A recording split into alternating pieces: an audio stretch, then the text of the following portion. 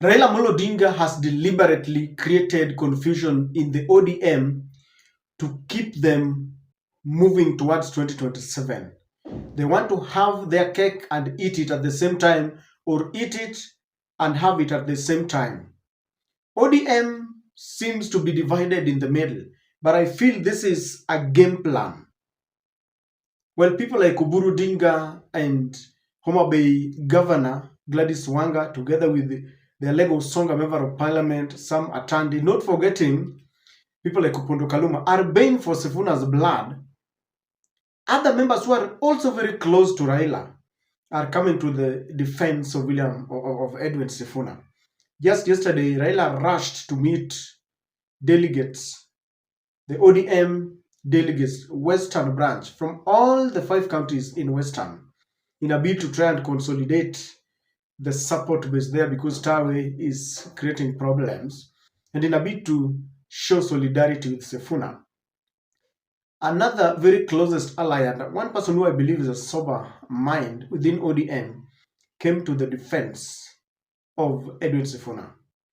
The Homa Bay Senator Moses Kajwang is saying that he fully agrees with Sifuna on 3 things about the fact that they cannot support the presidential candidate of another party. They say they will forever remain with Raila.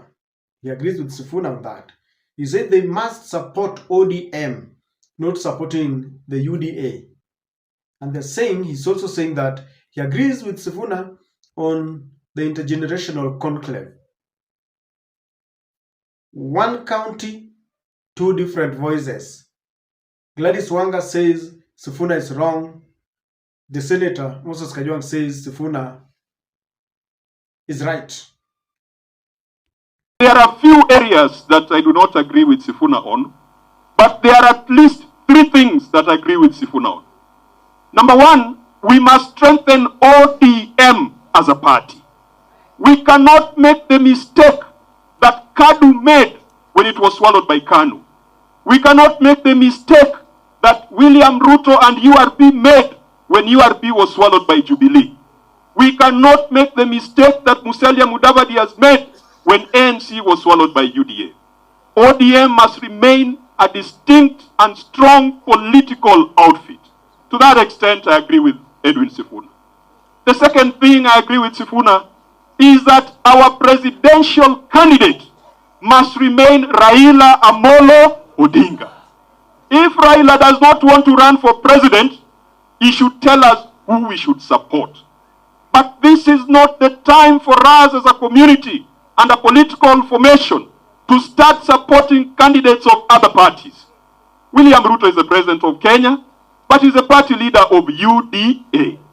The party leader of ODM remains Raila Amolo Odinga. And he made it very clear that in 2027, he will give us direction. And I want him to go and have conversations with William Ruto, his small brother, so that they can agree on a formula. But before then, as ODM, our future, our hope lies in the hands of Raila Amolo Odinga. The third thing I agree with Sifuna on is that we must have this intergenerational dialogue. Raila Amolo Odinga has called for it, and people are dismissing him, saying that he's looking for a Nusumkate government. We must have this dialogue. Those 3 things I agree with Edwin Sifuna. The only one thing I disagree with him is on the case of the broad-based government. From where I sit, I don't think Raila doesn't know what Sifuna is saying. And if this is what is happening, Raila has created this deliberately. It cannot be that in the same county, Gladys Wanga is bashing Sifuna and the senator there embraces Sifuna. And just recently, after that explosive interview on NTV, some people thought Sifuna coiled his tail to read a joint statement of their support to the broad-based government. Something tells me that Raila has whispered in Sifuna's ears, just hold your horses. Ladies and gentlemen, I have a feeling that Raila will ditch William Ruto at the 11th hour. I think what is in his mind is tukamue hii ng'ombe kidogo, kwa sababu tumekuwa tukinyimwa development. So it is our time kukamua kidogo. Because I'm trying to add one to the answer is not coming out for me. The answer is not coming out. But then you listen to Moses Kajwang. Moses is saying that ODM is their party, and they don't want to do what Musalia Mudavadi has done. The ANC has been swallowed by UDA. I don't know, KADU was swallowed by KANU. He's giving examples there. But one thing that he's forgetting is that ODM is already dead, or it is on his deathbed. I'm saying this because, but they have really supported Raila Amolo Odinga when he used to speak on behalf of the people. Because the strength of any party lies in the number of people who support that party. ODM used to be the party of the people. ODM enjoyed massive support across the country. But we've mentioned here over and over again that the sons and daughters of Omogusi are gone. Kizis are not with Raila. Western is not with Raila. Wakamba wameenda. Luos are divided.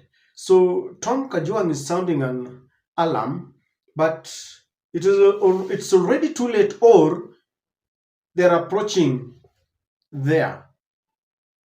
And if they have to move, it is now. He's also telling us that Raila should show them the way. So he says Raila and Ruto should sit together and give them the way. You know, the one thing that is separating Raila from the people is this support to William Ruto. So if they sit down and agree that in 2027 we are going to support William Ruto, that will be the end of ODM. That will be the end of ODM. Even the silent majority will wake up and say no. Kama ni hiyo, enda peke yako. Enda peke yako, kwa sababu we know Raila ni ODM na ODM ni Raila. If he comes up with that idea that we have decided sasa mimi sitasimama na ninaenda support William Ruto, that will be the end. He talks about the intergenerational conclave. A scam. A scam. And we are saying this with deepest humility. Why? I have mentioned, and I will not stop mentioning, that when the history of this nation will be written, you will never remove Raila's name from it. He fought for the democratic space. We enjoy that freedom. We can speak because of him. We are enjoying the evolution because of him, of course, together with the many other who are in that fight. The new constitution. But hii legacy ni kama inaharibika. And that's why I'm saying that I say this with a lot of humility. Because a man we have respected all along, and of course we still respect him, is now telling us that we talk. I mean, what are we talking about? If someone tells me that, what are we talking about? What exactly are we talking about? The NADCO report was left pending. Nothing happened. Then they began another journey with the 10-point agenda.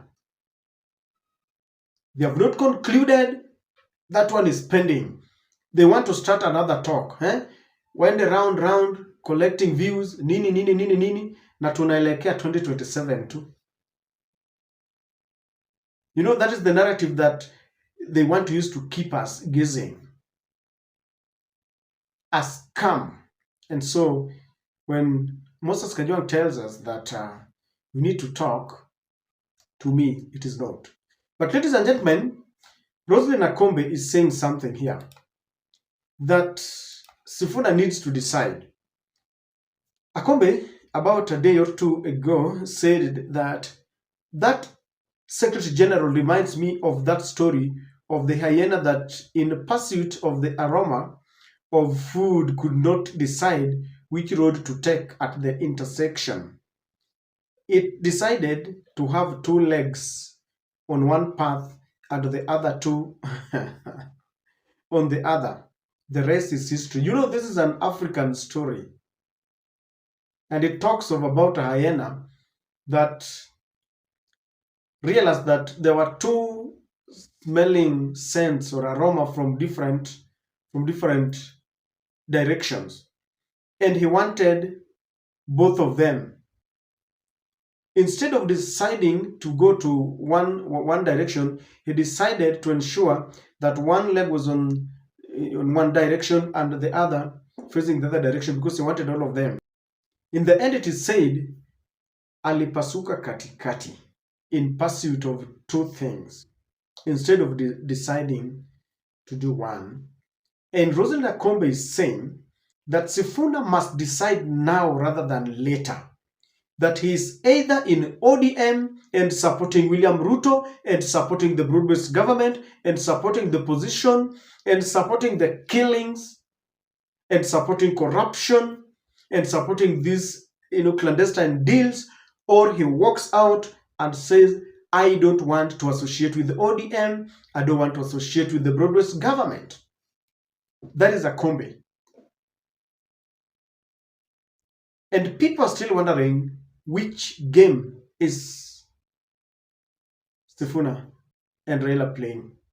Because when he read that joint statement from the Central Committee, to me, that is, he looked disturbed. He was not convincing. And the way he was dismissive when journalists were asking him questions. So we felt he was really coerced into accepting this. And Roselyn Akombe is saying that you really need to decide, because if he's not careful, the more he stays in ODM, the more people feel that he's not with us. Is he with the oppressed or the oppressor? People believe in him. Others are telling him, don't walk away. Let them inject until they force you out. Because others are saying that akiacha haraka, he will be seen as a coward. Lakini wengine wanamwambia toka sahi.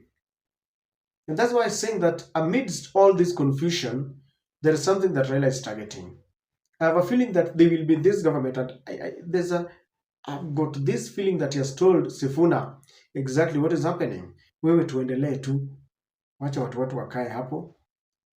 6 months to election, watatoka. Do you agree with Akombe that Sifuna must decide now? And what do you think about the confusion? Some people are saying, oh, Sifuna must go. Wengine wanasema we support Sifuna. For Moses Kajwang to talk, maybe Raila sent him, wewe enda tulize mambo pale, ili watu wajue bado tuko na Edwin Sifuna. How I wish. In fact, what I'm waiting for is the next interview where now Sifuna will be asked, ulisoma, was that your position? Was it the position of the party? And if it is the position of the party, then what is your position about Ruto, about broad-based government, about people who are being killed and kidnapped, about corruption, about the intent to sell our corporations? I mean, I really would want to hear what Sifuna is saying. Ladies and gentlemen, this is deliberate, and Raila is enjoying it because it keeps people guessing, wanataka kuendelea hivyo mpaka 2027. But this time round it is too little too late. Sikudanganyi. Kitaumana na hawataamini. Kama nile tunasema kitaeleweka. What advice would you give Raila? What advice would you give Sifuna if you met them today?